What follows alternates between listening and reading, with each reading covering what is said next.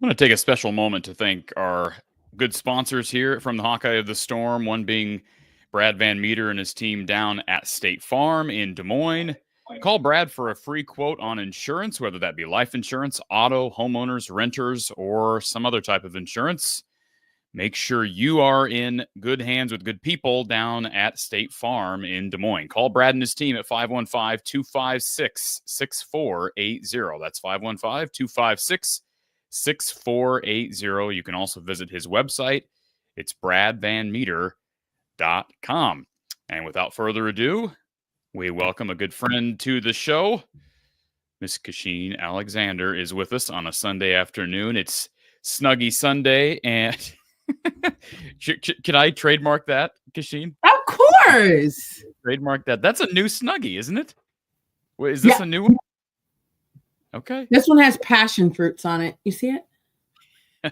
All right. You're bringing the passion to the show then today. There you go. All right. Well, we always enjoy seeing you and having you a part of this.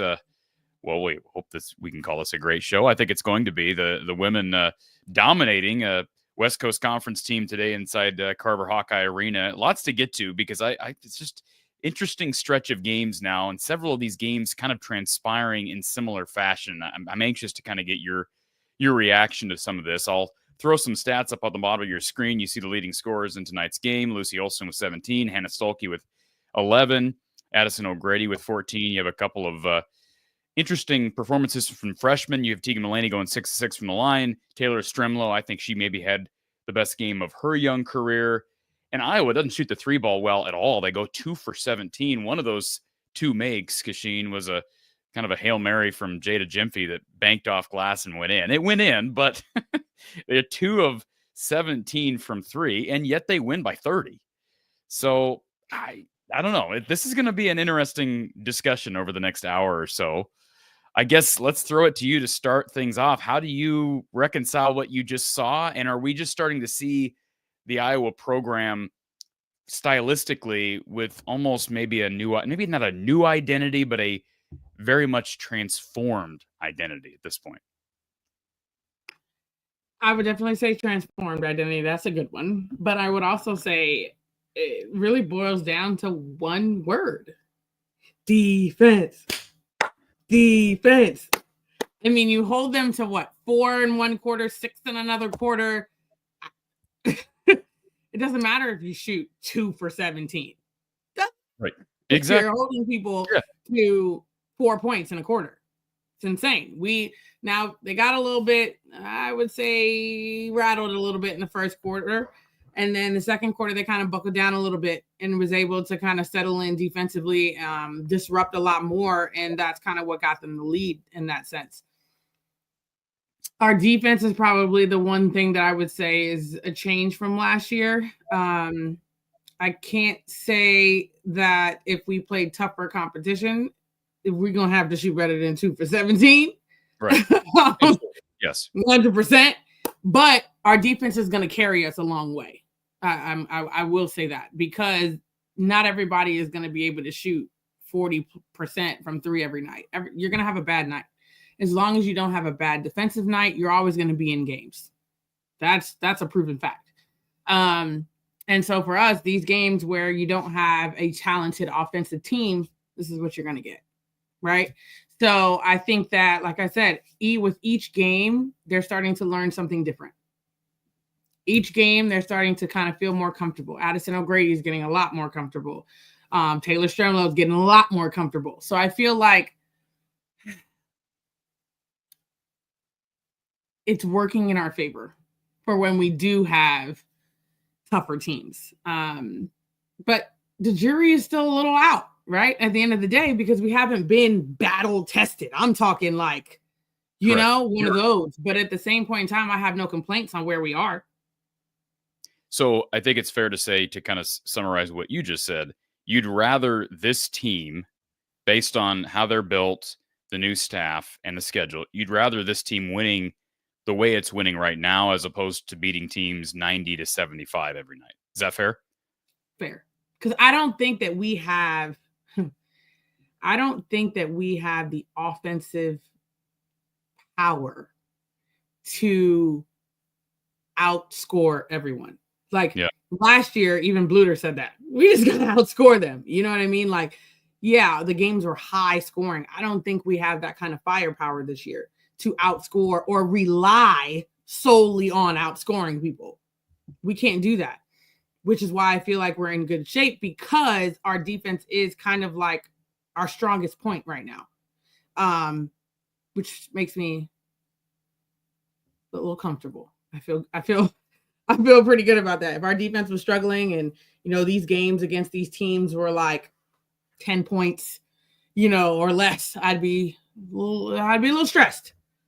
I'd say that. And I will say this. I mean, rebounding numbers are what rebounding numbers are. When your opponent shoots 27% from the game and you shoot 42%, obviously you're going, you probably winning on the glass. But I mean, I think it's worth bringing up that Iowa was plus 16 on the glass, 18-11 offensive rebounding production for Iowa. There's another stat where Iowa's been much better through the early part of the season. Now, they've played some teams that aren't real big. Virginia Tech won, an example of a P4 team they've played that just very undersized, lost a lot last year. A player like Kitley was so good for them for so long. And then, Kansas, I'd say kind of the same thing the other night up at the Pentagon. Mm-hmm. And this was a Wazoo team that, brings some size with Koval, but she struggled all night. Man, she struggled. 1 rebound, played just 12 minutes, 54 seconds. And, Addison O'Grady basically dominated again. I mean, efficiency is her middle name, isn't it? We got to start giving her credit defensively, though, because we said that about the post from Drake. Oh, she struggled. Oh, they struggled. At some point, it's Addison O'Grady that's making them struggle. At this point, I have nothing else besides that. Like, she's a force as far as defensively down there. Again, I cannot wait to see like a team that whose best player is a post player kind of thing. Like I am looking forward to whatever matchup that is coming forward. But yeah, I think just overall, like I said, our defensive intensity is much different than last year. I also think that's because we relied so much on Caitlin's offense that it wasn't really a major focus because you knew at the end of the day she was going to bail you out. So they don't have that this year. And I feel like, Jan has done a really good job of making the focus that and just kind of having that identity of this team be that. Got to shoot better from the line. I mean, that's just got to shoot better from the line.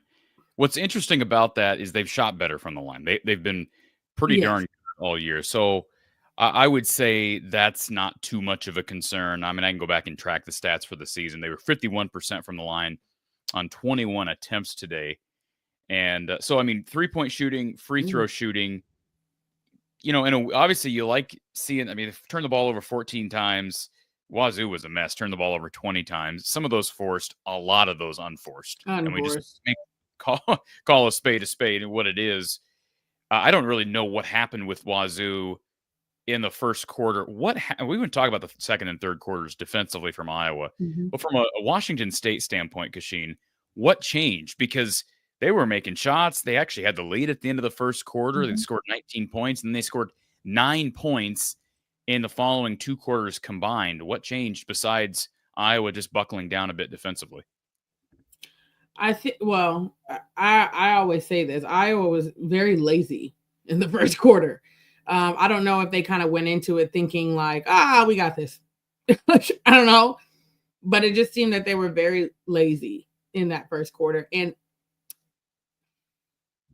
there seems to be, and I'm going to keep an eye on it, that our starts defensively have, depending on like every other game, is very up and down, right? Like I'm curious to see if that's a trend or if it's just, coincidence.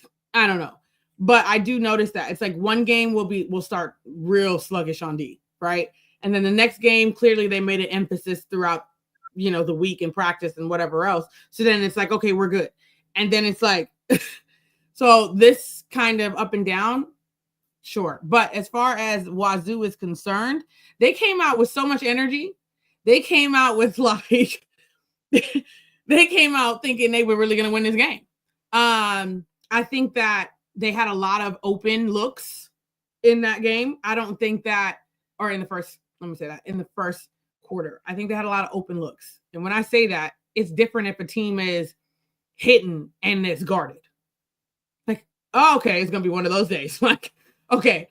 But if you are legitimately wide open, whether it be to the rack, a cut, a pass, a three, 9 times out of 10, it's because the other team is not ready to play.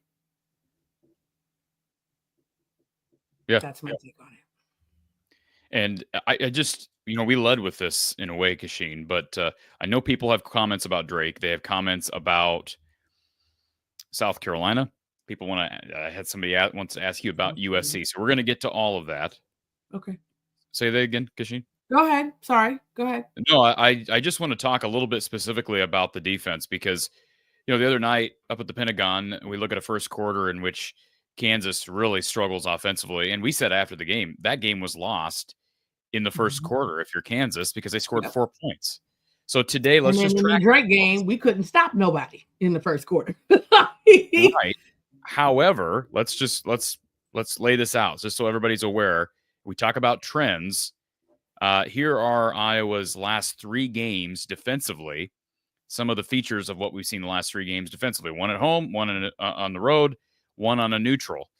So starting today, they hold Wazoo to 4 points in the second quarter, 5 points in the third quarter. Against KU, they hold them to 4 points in the first quarter.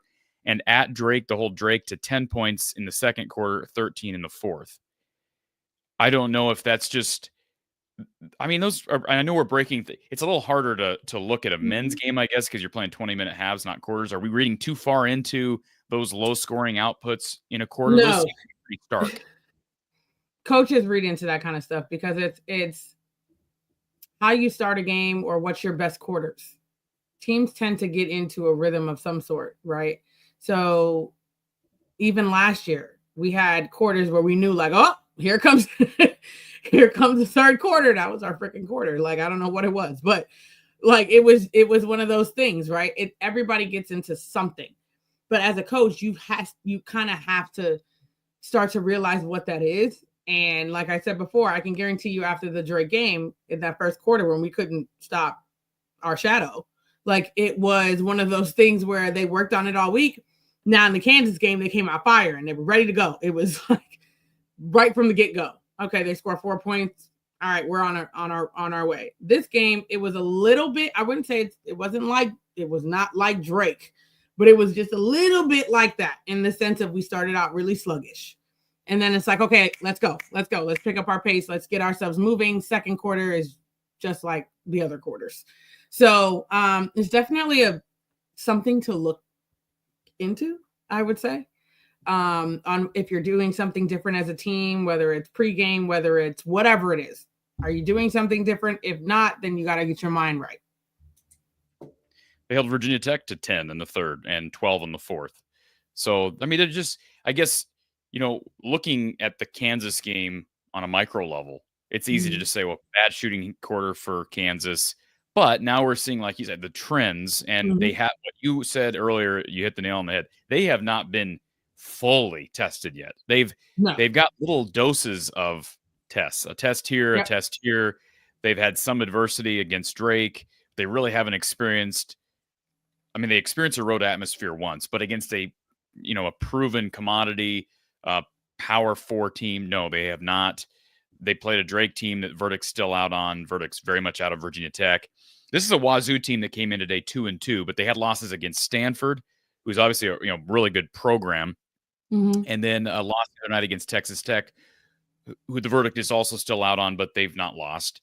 So, I mean, I wasn't particularly impressed with Wazoo, certainly, after that first quarter. But again, they keep passing the test. We say this every night we're here. They keep passing the test. And I just can't remember I don't remember an Iowa women's team that was this dominant in individual quarters where they kind of ran away with games in one quarter. I mean, that's almost like the tail to victory and the key to success for this team right now is can you figure out a quarter where you just absolutely lock them up? And then if you play even the rest of the game like they did against Kansas, it didn't matter. Kansas played them even for 3 of the 4 quarters, but they were never really even felt like they were in that game. So I find that fascinating. And like we say, go back to the free throw thing. They got to shoot free throws better, but they're rebounding the ball better than they ever have. And I'm convinced they gotta shoot the 3 better too. Put that in there. They got to shoot the 3 better. What do you do about that though? Like you just got to keep shooting them, right? Get your butt in the gym. Yeah, keep putting shots up. Got to. Yeah. And I think it's so important that Kylie starts making threes, and so important. Sydney's got to start making threes. I know she's coming off injury. Sydney has to be able to make open threes, and her shot's wonky right now. Her outside shot. I mean, she had one that was a near wedgie when she was wide open on the right wing, and I think she's just not there yet. And so I think that's going to be one to follow. When does she find her shooting stroke? Because she's been a pretty good open 3-point shooter. She's pretty, especially from the corners. She's pretty consistent from outside when she's open, but we've not seen that yet this year. And Kylie, to me, is in a funk offensively. And it's come at a poor time because it was right. It seemed like she was feeling it when she was starting with Taylor. And then she won the job, upon Sydney's return. And now she's off a little bit. And hey, Taylor McCabe, she was 0 for 3 tonight. Here's a player who is shooting close to 50% or better from the 3-point line heading into today. She was 0 for 3 tonight. Did give them 6 rebounds, Kachine. give Taylor credit for that. By the way, everybody had 6 rebounds tonight. Not everybody. Damn dear. Kylie had 2. Let's see. Tegan had 3. How many people had 6 or more? Hannah, O'Grady, Falter, Olson, Stremlow, and McCabe. So 6 players had 6 or more. That's a lot of people. They need that type of balance on the glass, don't they? They do. They do. Yeah. They do, because that's what I call jump rebounding. Everybody get in there. Just not one or two. Everybody. I want to come back to Taylor in a little bit, because I asked Coach Jensen on Wednesday after the game about what her offseason challenge was to Taylor McCabe. And I think you'll be intrigued to hear her answer, Kachine. And hopefully, if people haven't seen that, I did post the press conference to the channel here a couple of days ago, but we'll share that here in a few minutes as well. We do have a caller who's been patiently waiting. And by the way, the phone line is open, 515-635-1601, or you can click the StreamYard link in the description of this video. Let's go to our next caller. Thank you for calling Iowa Postgame with Kachine Alexander. Who's on the line? This is Christy from Gilbert. Christy. How are you? Hey, good. Good. How are you? We're doing good. Just had a couple. Oh, sorry. Go ahead. No, you're good. We're doing good. We appreciate you calling. Oh. Well, I just had a couple of questions. One for Kachine. How long do you think it's going to take before Stremlo steps up in the starting lineup? It's a good question.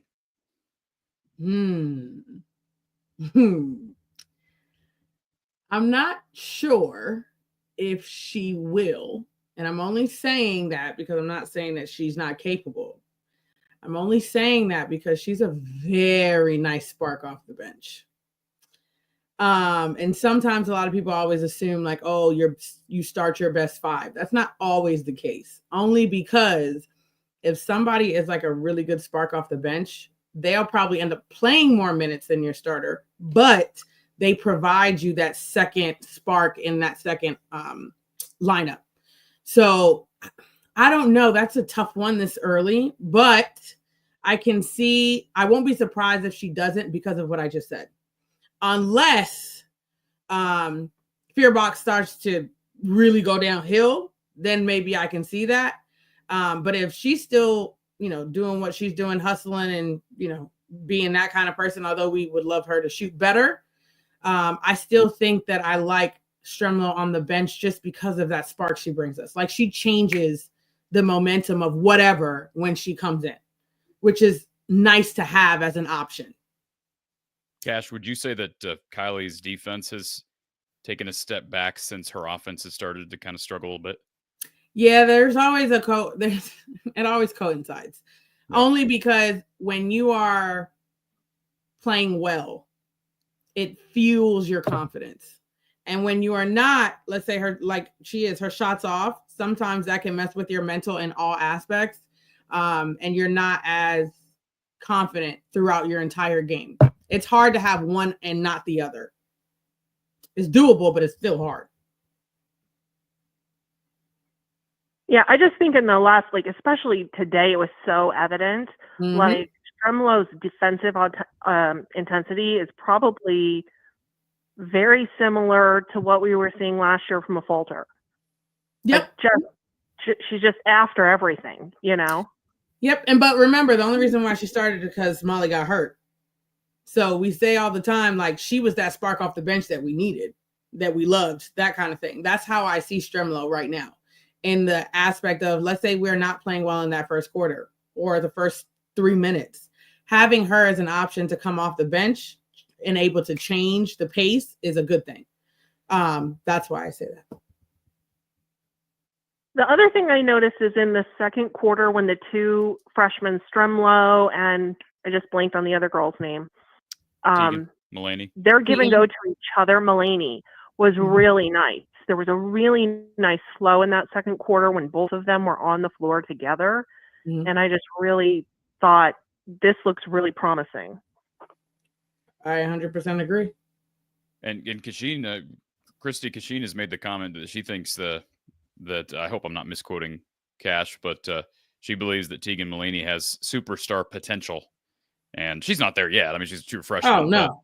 They've got her. I mean, this class was really good. It was brought up during the broadcast. Mm-hmm. There's a top 10 class nationally, 4 players inside the top 100. And, I know Leah Guyton hasn't played until tonight, and she was obviously very, very rusty. She got in at the very end. But, yeah, I mean, I wouldn't be shocked, Christy, personally. Kachine would be a better resource for your question. But I wouldn't be shocked if by year's end we see one of those true freshmen bust into the starting lineup. And maybe it is a situation where somebody you don't want anybody to get hurt, but maybe it's a situation where somebody goes down to injury and you find out that playing Taylor or playing Teagan in a spot in the starting lineup does give you a little bit of a boost. Somebody gets healthy and they return as the sixth player off the bench. I mean, we'll see. Taylor McCabe is a good example of someone. I know she struggled tonight, but she's played well in her role since being relegated back to the bench.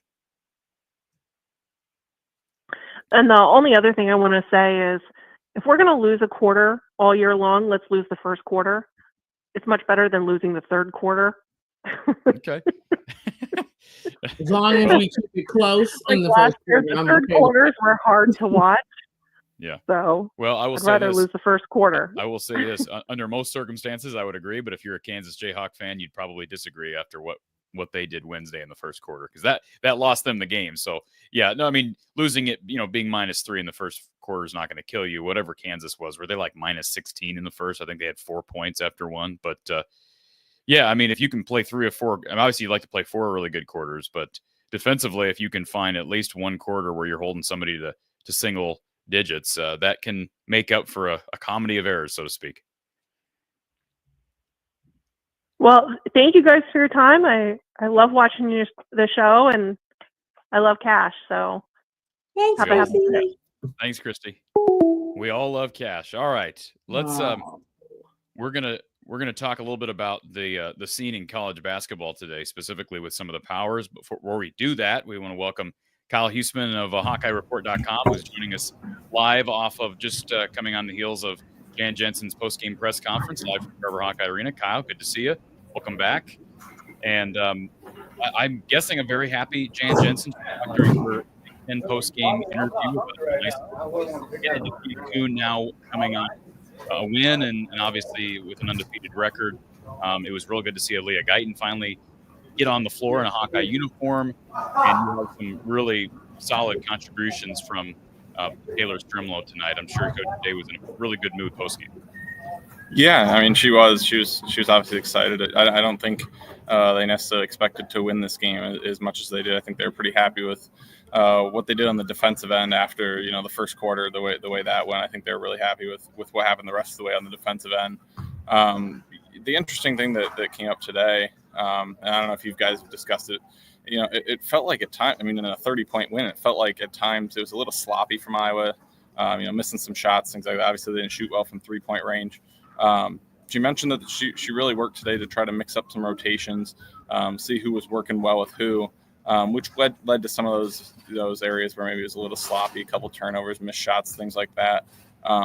But she was really happy that she was able to get the chance against a Washington State team who's probably better than if you're playing your normal MAC team or whoever, to work on some rotations, see who works well with who.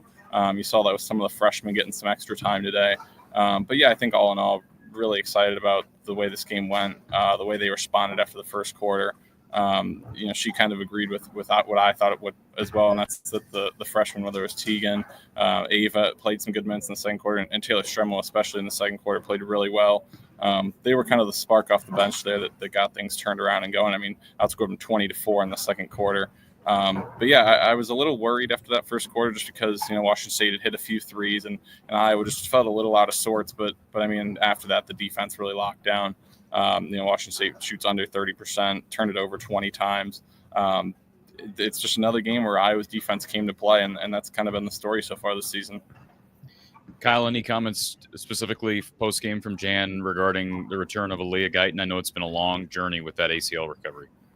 Yeah, she said she wasn't expecting to get Aaliyah in today just because she didn't know how this game was going to go.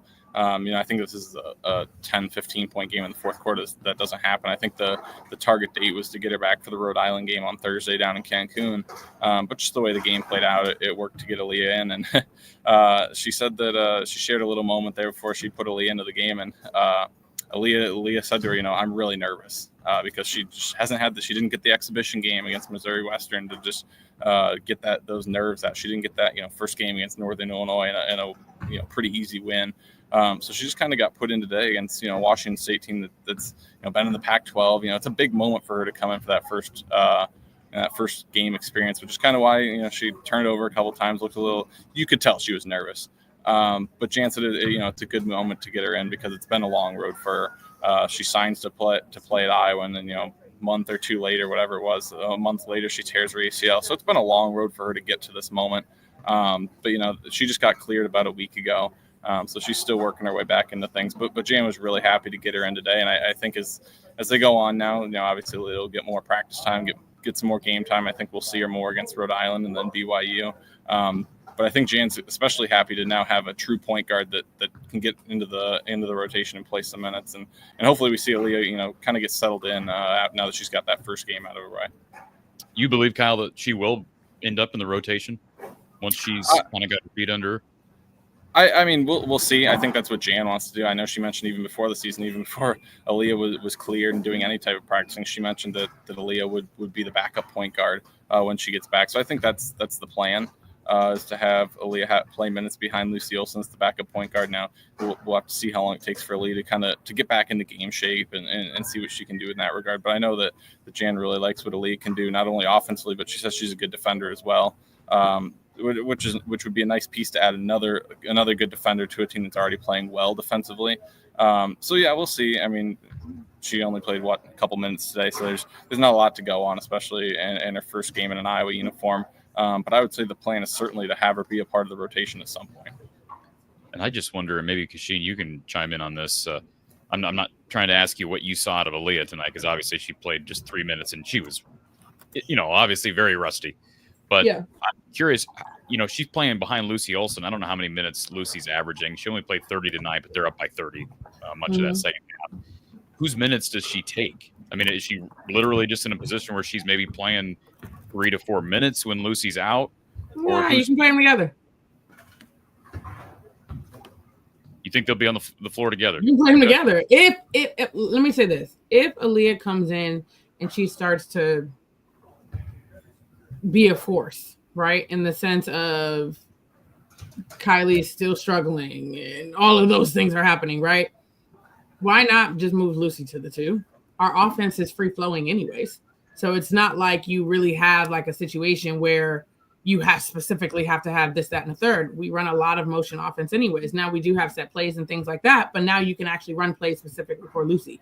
So I don't see why you can't play them together. I know we have a lot of guards sitting there, don't get me wrong. But if at the end of the day, those two work well together and Aaliyah is coming in and providing something where it makes sense, I don't see why you don't. Now, let's just say they're not playing well together.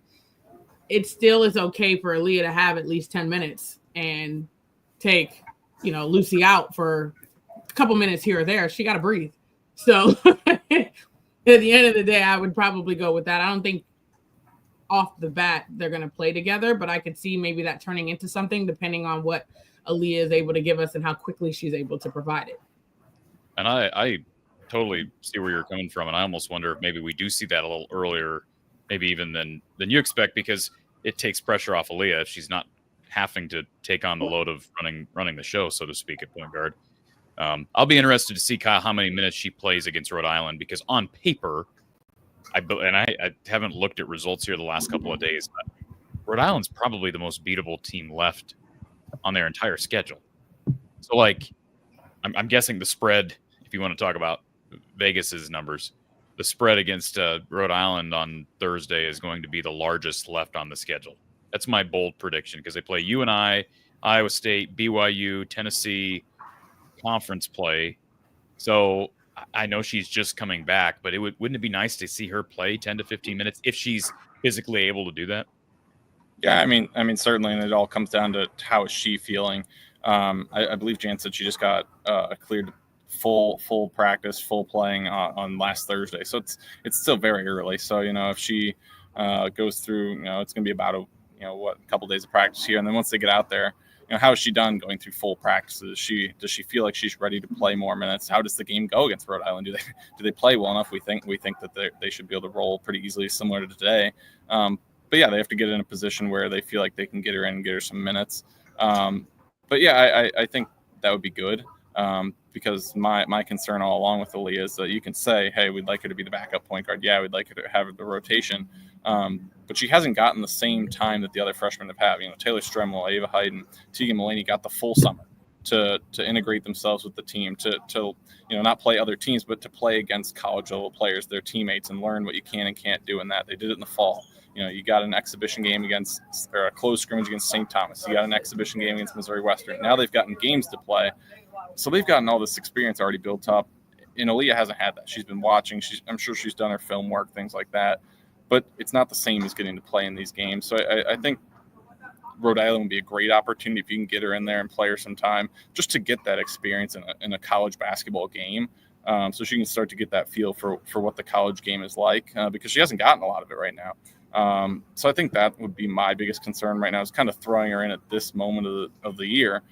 Like you said, there's not a lot of games left where you feel like they're going to easily win. Now, there's a couple in Big Ten play, but you aren't just going to save her for those games. You want her to play in the big games that you have left on the schedule. So that would be my concern right now, is just what is it going to be like for her to settle in? And, in a couple of games, they're playing Tennessee. Is she going to be ready for that moment if they need her to play some minutes?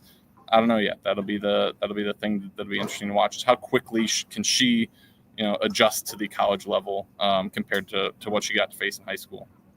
Do you get the feel, Kyle, that Jan is at all concerned about 3-point shooting right now? I don't. Now, if this goes on for a couple more games, I think maybe a little bit.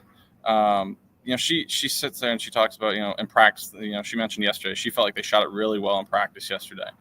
She said, the players after a game like this, she has to kick people out of the gym because they're in there trying to work on their shot because they know they didn't shoot well.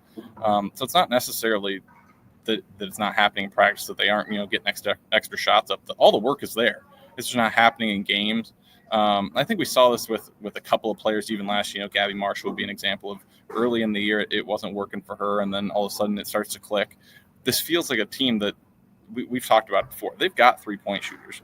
Lucy Olson can be a capable 3-point shooter. We've seen it. We saw it against Kansas, what she was able to do. Taylor McCabe is a fantastic 3-point shooter. She was shooting over 50% before today. Kylie Fearbach can do it. She's hit a rough stretch. Tegan Mulaney's someone. She's got to shoot threes better too, right? Sydney Folter's another one. They have capable 3-point shooters on this team. Here and there, it feels like they're rushing a couple of looks maybe. But they've also had other open looks that just haven't gone in. So maybe it kind of feels like one of those things that's snowballing a bit right now. And they just need one of those games where they come out and, shoot 50% for the game, make 12 threes, and everybody goes, all right, yeah, we can't do it. We knew that we could do it this whole time. We've been doing it in practice. We've been doing it alone in the gym, but it hasn't happened yet. And right now it's okay because, they still won by 29 today.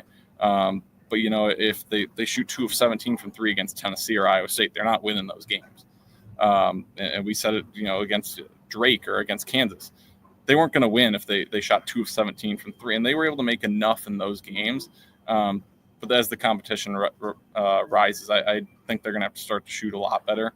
And whether that means that maybe it's Rhode Island, who knows? That's a team that you feel like if you can get going, hit some threes, maybe that's the game that turns it. But yeah, definitely the 3-point shooting's got to get better, because 2 of 17 against any of the really good teams they've got left is not going to be near enough. Luckily, the defense has been good enough to kind of cover that up right now. But I don't get the sense that Jan is super concerned right now, because she knows the players that she has in her locker room, and that they're capable of doing it. But like I said, I think if this continues on for a couple games, you still have to have a certain level of concern, because at a certain point it's going to start costing you games. Kyle Huseman of On3, HawkeyeReport.com. You can follow him at Huseman Kyle on the good old X. Kyle, are you headed down to Cancun?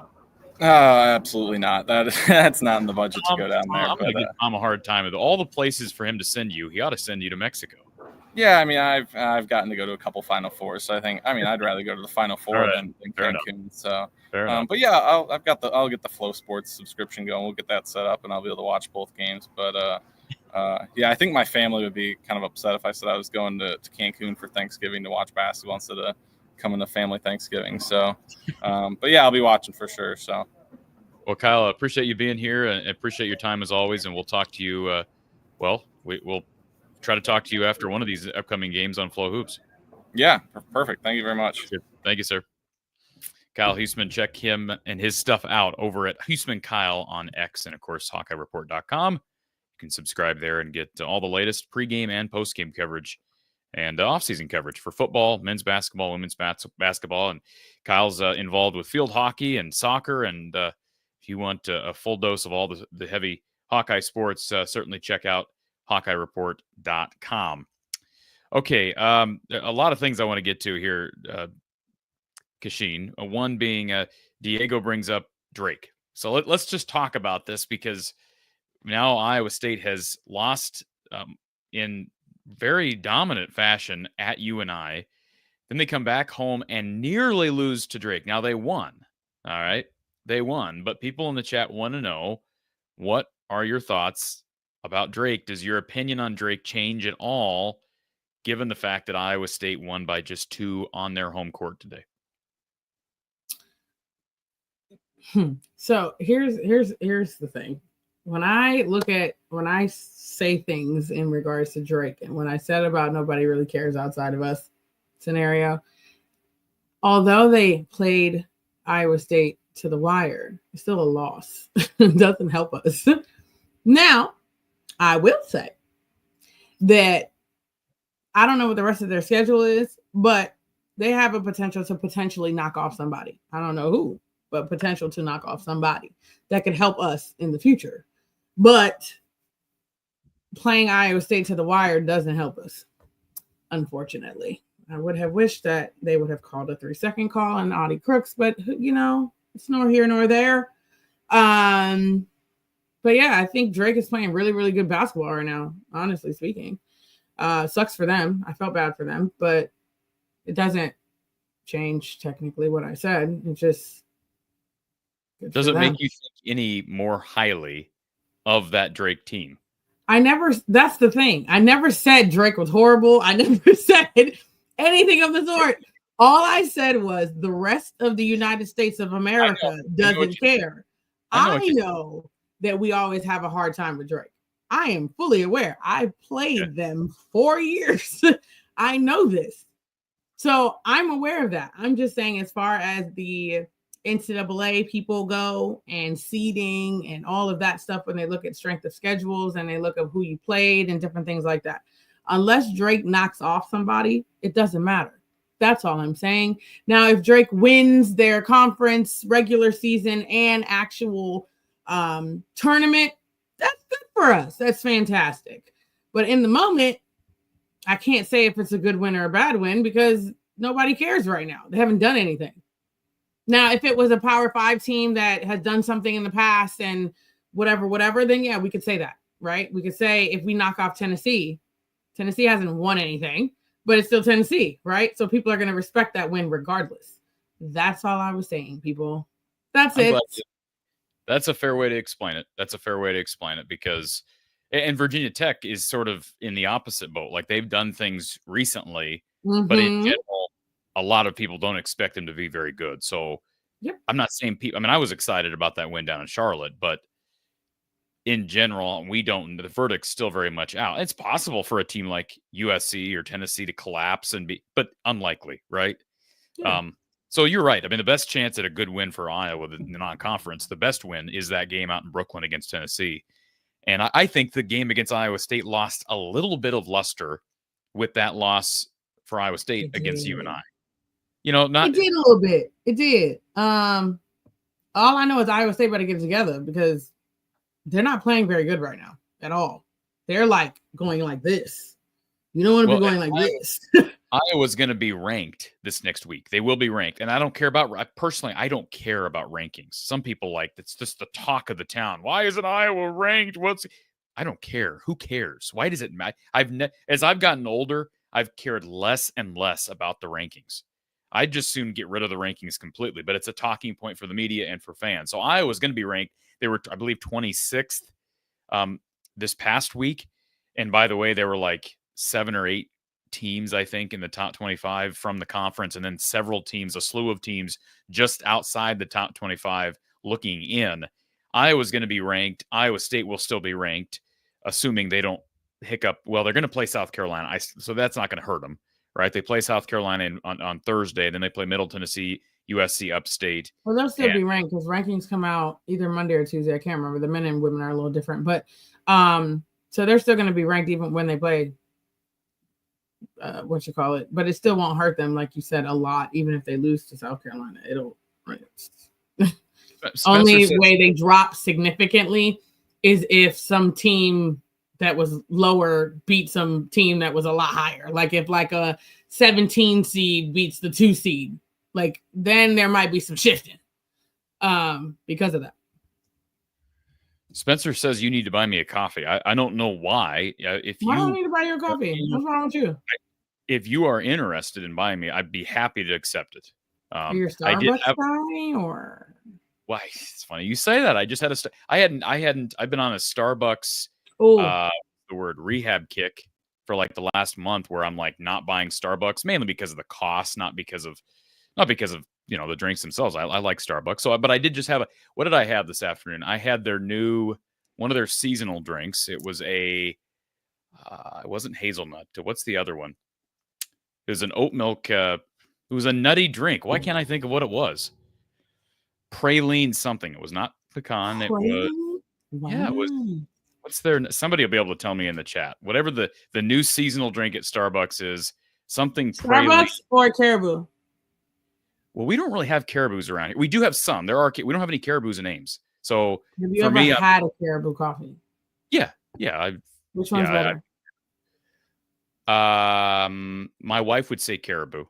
Chestnut. Thank you, Spencer. He says it's a chestnut praline. So I don't know if he Googled that or he knew that. But chestnut praline iced latte was what I had. Not that anybody cares, but that's what I had here a little bit ago. So I had one of those deals on their app. But I don't know why we went down that rabbit hole. Spencer says you need to buy me a coffee. So anyways, okay. Sam says they're not been getting enough votes to be ranked 26 for 3 weeks. They should definitely be in the top 25. And again, here's how the polls work, folks. We all know this. They're dumb, first of all, because they're influenced by preseason expectations. And then if you're expected to not be very good preseason, it takes a lot for you to enter the rankings. But if you're expected to be a top-tier team, it takes a lot for you to fall out of the rankings. It's really quite dumb. And the AP poll is a bunch of media people that don't watch women's college basketball everywhere. They're just looking at scores and, they were here this week, so we're going to move them down 6. But it doesn't make any sense. So, again, it means absolutely nothing. Now, if you want to start talking about... I feel like this is my hot take for the day. I feel like they should get rid of preseason rankings. I feel like they should not have a single ranking until the 3rd week. Yes, exactly. No rankings, not at all. Just until like the 3rd, 4th week. I don't care if you say, let's round it out to a month. Hell, like I really don't care. But there should be no rankings. Nobody knows anything. You don't even know what your team looks like at that point. I don't even care. It should just be no rankings based off of your play, based off of who you play. And I wonder if that will change how people schedule. Well, if you're scheduling cookie cutters, you're not going to be ranked because we don't even know how you playing. You playing against a team we don't even know where their school is at. So I feel like maybe that will, what's and a great, I think, evidence of that. I don't know where Iowa State's going to be ranked when the new rankings come out tomorrow, Tuesday, whatever that is. But and I've talked to Mark Rogers about college football.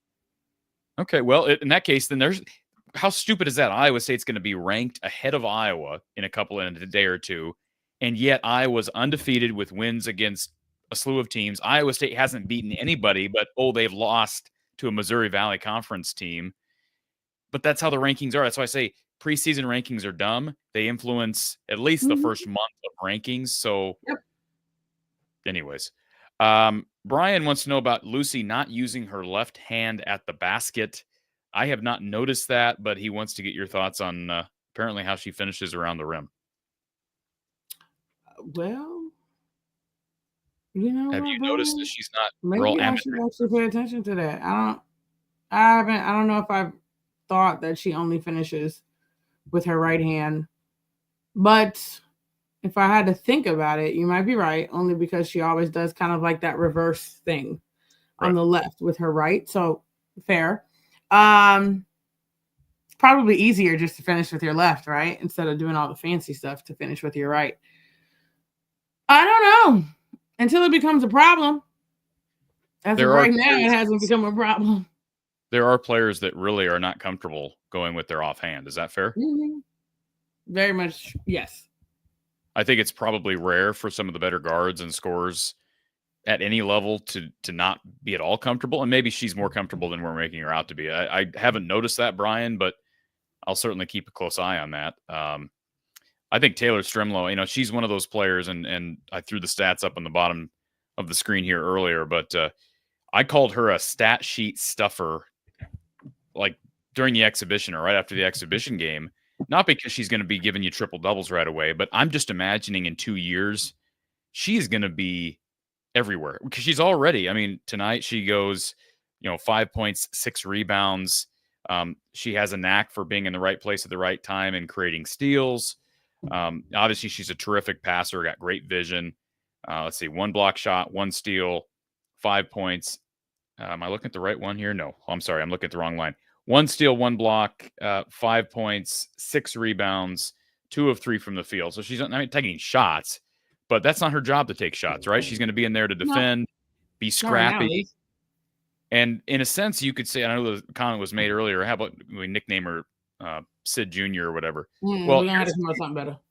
Yeah, I think we can do better than that. But here's what I'll say about her kind of filling that role of what Sydney was much of last season is not only has Sydney now got more attention on her, to your point earlier, you talk about somebody coming off the bench and giving you a spark.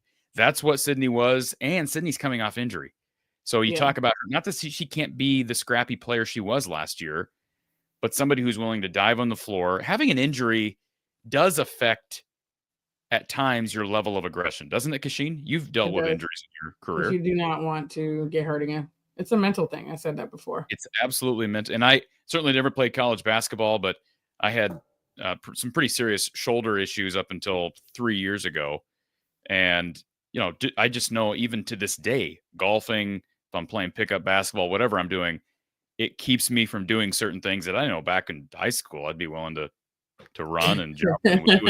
It is. It's just and so obviously these players have the best of the best as it relates to training and rehab, but there's always the mental aspect of this. Kachine, what is I'm guessing that maybe a lot of fans are sort of clueless as it relates to the mental side of rehab.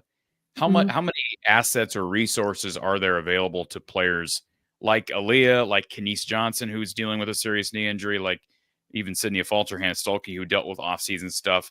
Are there staff members that actively work with injured players to help them mentally deal with their recovery time as much as the physical aspect? Yes and no. Well, because what I'm going to say is that it presents itself in many different ways. Some people don't want to get hurt again, right? Like it's just like they're cautious of whatever. There's other people who don't trust the injury. They don't trust their rehab. They don't trust whatever happened, right? That body part can perform the way it used to. It presents itself in many different ways, but there are sports psychologists, but you kind of have to be open enough for people to know, because not everybody deals with it, as it doesn't hit you as hard, should I say. So you kind of have to be very open if that is the case, but there are definitely resources for you. You just have to ask for them. Outside of your normal rehabs and stuff like that, you just have to be open and honest about it. And sometimes, especially if you don't trust the injury, that's easier to kind of pick up on over something else. So yeah, I think Sydney's starting there. Like she had 8 points, 8 rebounds today, I believe. So, she's starting to get a little bit, but you still don't see like the hustle like she used to. So exactly. I think she's still getting there, but it was good to see her kind of be that stat stuffer like she used to be today. So, but yeah. And Lucy's got a little of that in her. Like she's a good scorer, but she's willing to be scrappy and go after loose balls. But you can see, I know everybody, it's the most passionate of fans that are watching this show right now. I think we can all be united in saying it's fun to watch moments like they slow it down and you show the Taylor Strimlo no-look pass inside for a bucket and everybody on that team smiling. But that's the attitude Taylor has with everything. You can see when she's on the bench, she's jumping up and down. She's certainly one of the most vocal players, at least from the bench. I'm thinking more so 2-3 years down the road, what she can be along with Tegan, obviously you're going to bring in a good recruiting class next year, and Hayes and Deal. So the presence Isn't cool. that who you said I should be? That reminds you or slightly of me? Isn't that who you said? Taylor. That's who you said, right? Rebounding wise. Yeah, but I mean, obviously, to a very small. I'm asking what I think the statement that I No, made. I understand what you're saying. Because she's very much. I was a freshman at one point, Corey. You know what? I want to compare her stats with your stats at year's end for freshman year. I only played half the season, so technically speaking, she's probably going to outrank me. But I think she was. Let me see. Yeah, she was more offensively put together than I was my freshman year. I was like a lockdown defender. That was it. Sure. They put me in at the end of the game to lock down their best players scenario, which is now that later in life, I'm like, wow, that took a lot of trust. The game's on the line. Yeah. So like that had happened a few times. But at the same point in time, I think that, like I said, she was more offensively gifted than I was at that point in time. And then I had a lot to do from going from being put in at the end of the game to make stops to starting my sophomore season. So there's a big jump there. And I'm very curious to see what our freshman jumps are going to be. Not even just next season, but even just to like conference play, And then when we're looking into NCAA play, like where are they going to be then? Because you make jumps and strides throughout, your freshman season. And then, that's freshman summer going into sophomore season is where all the big jumps should happen. Yeah, I'm curious to see what kind of jump we see from Taylor from now, when we hit postseason play in March, and it could be exponential. And then there's always the dreaded sophomore slump. Sometimes players in their second year, yes, that does happen. Take a step back. I'm thinking back to your era. Was Melson Basabi playing when you were? That was homie. He always used to come over for Sunday dinner. Okay, all right, my guy. But the reason I bring that up is he kind of had a sophomore slump. I remember how great he was the freshman. Struggled his second year. Yes, he did. So, yeah. Unfortunately. Anyways, okay. We're gonna last call on the phone line, folks. The number I'll throw it up on the bottom of the screen again. We'll wrap this thing up here in a little bit. And I know somebody's in the chat asking about the show with Don. Yes, there will be a post game part 2 of my show with Coach Patterson in reaction to yesterday's win on the Gridiron over Maryland. So that show will begin at 7 p.m. Central Time this evening. So I'm pulling double duty. The number to call in to chat with myself and Cash right now is 515-635-1601, or you can click the link in the description below. David wants to know if maybe we see an Iowa UCLA. Wow, we're jumping the gun a lot on this Iowa team. He wants to know if we could see Iowa UCLA in the Big Ten championship game in a few months. We need to talk about UCLA's win before we talk about Iowa. That one is so far in advance, I can't even think that far.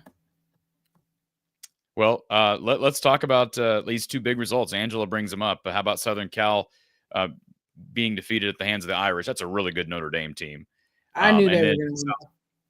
Yeah, South Carolina. I think South Carolina getting beat by UCLA was what surprised more people, because that basically, I didn't watch the second half of that. I kind of checking in during the first. Mm-hmm. But that's basically a win from start to finish. Were you surprised at how dominant? You had to be surprised at how dominant the Bruins were. How dominant, absolutely. Yeah. I think that I say this all the time. South Carolina, for whatever reason, even though they may be undefeated in seasons and things like that, but like even last season, they started out slow. As far as their games, like they just didn't click until later on in the season, even though they were winning and things like that. However, they played a very veteran UCLA team. You can't do that. So I think that Dawn Staley knew what she was doing. And I think that she scheduled that game on purpose, especially at UCLA, because you're testing your young kids. You're testing. They have some freshmen that are going to have to come and play. They have to. And on top of that, you're testing your team chemistry. You're testing everything else. So I feel like she did that on purpose. And it's not going to make or break them at all. But I think it was a good learning experience for South Carolina. is this going to be the most fun race for a Big Ten regular season title that we've ever seen in this conference? With these, I mean, you would think about this conference is crazy. The 4 teams that they've added. I mean, it was going to be balanced already and a number of really good teams, but then you add like 3 seeming powers out west. I mean, Oregon looks like a power right now. I mean, UCLA and USC are proven powers, but I mean, I don't know who's going to win this conference. I can't. Know. I have no favorites. I don't know that we've ever been able to say that. I mean, you've obviously been involved with the sport longer than I have, but man, I have not one favorite. And the reason of that being is because, I mean, of course you could say, oh, UCLA just beat, listen, on any given night, UCLA can lose to USC. They can lose to Oregon. They can lose to Iowa. They can lose to Ohio State. They can lose to, so the Big Ten is going to be a gauntlet night in and night out. I expect the Big Ten regular season champion to have like 4 losses. 5 losses. Do you have a predicted Iowa conference record? No. Nope. Okay. Not getting me. Nope. All right. Well, we'll give it a couple more weeks, and then we'll ask you again, folks. Before we wrap things up here on the show for our Wazoo Iowa postgame show, let's give a quick shout out to Ascent. Ascent Nutrition. Here's our landing page with the show. Lance Shuttler is an Iowa graduate. He's a huge Hawkeye fan, and they're offering a couple of organic, wild harvested products that will help you with your gut health, your immune system health, your stress levels, your brain clarity. We all need to wake up faster and feel better throughout the day and more focused. You can read all about the benefits of their pine needle extract. And both of these products, by the way, they're humic and fulvic acid, they're pine needle extract. They're both pure, they're both clean. But if you have any doubts after purchase, there's a 90-day money-back guarantee. And Ascent Nutrition, Iowa, a company with strong Iowa roots, they want you to be sure you are happy. So if you have any problems, reach out to them and they will make it right. Again, go ascentnutrition.com/Hawkeyes. But be sure you do your research, folks. This is a great company that's just trying to help people with their health, their daily activity, and to feel better throughout their day. Lance Shuttler is passionate about the Hawkeyes, just like he's passionate about Hawkeye fans' health. So check it all out. Go ascentnutrition.com. Use the /Hawkeyes. Here's the code. It's Hawkeyes15 for 15% off your bundle. Again, that's Hawkeyes15 at goascentnutrition.com/Hawkeyes. And as always, want to take a special moment to thank Brad Van Meter and his team down at State Farm. We mentioned him and his team at the outset. Give him a call for a free quote on insurance, 515-256-6480. And of course, this is a State Farm company, largest auto insurance company in the United States of America. And Brad and his team have been there for basically this entire century, and they'll make sure to treat you right. They're all Hawkeye fans. They're just trying to help people out, just like Lance is. Give him a call, 515-256-6480, or visit him online at bradvanmeter.com. All right, let's see if there's anything else in the chat that we missed. I mean, Angela wants to know about Iowa's chances of making a run in the tournament. That's pretty premature. That's even further than the Big Ten. This is the excitement, though, Kachine, and that's great. I love that. It's great. Would you have suspected this team would be undefeated at this point? The schedule wasn't murderer's row, but with the little, I thought maybe we might have dropped one, but I didn't think it would be like the opposite. All right. I didn't think we would lose more than we won. I knew we would win more based off of the schedule. The Hawkeyes defeating the Wazoo Cougars today. Final score 72-43. Behind Hannah Stolke's 11 points. Addison O'Grady with 14. Lucy Olson with 17. They also got 8 out of Sydney Falter. And 6 of 8. I mean, let's give 4 of 6 for Sydney Falter. Kylie Feuerbach played 21 minutes. She continues to kind of be in a funk offensively. So we'll follow her in the starting lineup. She really hasn't played very well offensively since she's been given that full-time starting role. Taylor Strimlow came off the bench, gave them solid minutes, 20 minutes tonight, 6 rebounds for Taylor, 5 points, a pair of assists, a steal, and a block shot. Tegan Mulaney was 6 minutes did Kylie's play? Kylie played 21, so basically identical minutes with Taylor. Mm-hmm. So Well, that may continue to see. We may see a bit of a seesaw there, game after game. Ava Hayden played 7.5 minutes, finished with 4 points and a rebound. Tegan Mulaney with 6 made free throws on 6 attempts. Boy, they needed all of those because the team really struggled. I just complimented Hannah Stolke in our post-game press conference up in Sioux Falls about how her numbers went from, let's see if I can get this right in my own mind. They went from, was it 46% 40-something to 63% her sophomore year. And before tonight, she was 80% so far this year. So plus 17. Now, tonight she was 1 for 4. So she's not going to like that. She's probably in the gym right now getting shots up.